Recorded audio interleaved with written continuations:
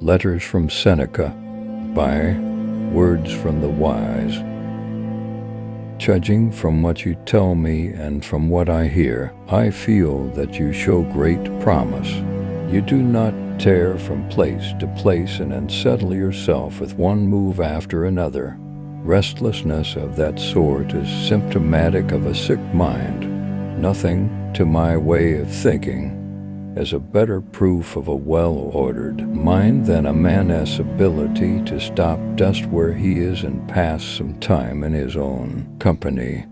Be careful, however, that there is no element of discursiveness and desultoriness about this reading you refer to.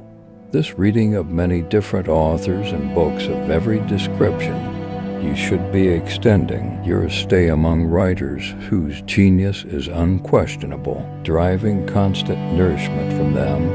If you wish to gain anything from your reading that will find a lasting place in your mind. To be everywhere is to be nowhere. People who spend their whole life traveling abroad end up having plenty of places where they can find hospitality, but no real friendships. The same must needs be the case with people who never set about acquiring an intimate acquaintanceship with any one great writer, but skip from one to another, paying flying visits to them all. Food that is vomited up as soon as it is eaten is not assimilated into the body and does not do one any good. Nothing hinders a cure so much as frequent changes of treatment. But one will not heal over if it is being made the subject of experiments with different ointments.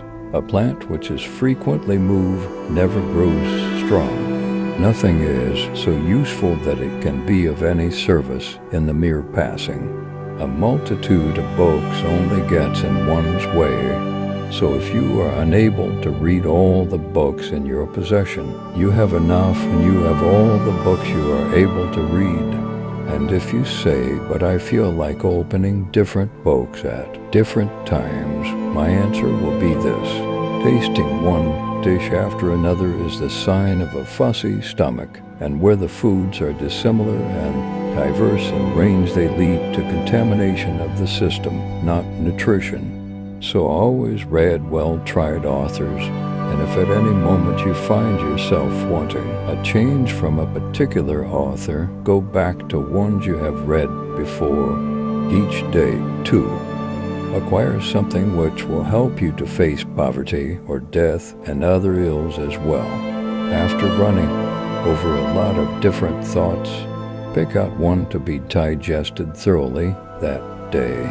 This is what I do myself. Out of the many bits I have been reading, I lay hold of one. My thought for today is something which I found in Epicurus. Yes, I actually make a practice of going over to the enemy's camp by way of reconnaissance, not as a deserter. A cheerful poverty, he says, is an honorable state, but if it is cheerful, it is not poverty at all. It is not the man who has too little who is poor, but the one who hankers after more. What difference does it make how much there is laid away in a man's safe or in his barns, how many head of stock he grazes, or how much capital he puts out at interest, if he is always after what is another's and only counts what he has yet to get, never what he has already? You ask, what is the proper limit to a person's wealth? First, having what is essential, and second, having what is enough. Thanks for watching. Don't forget to like and subscribe.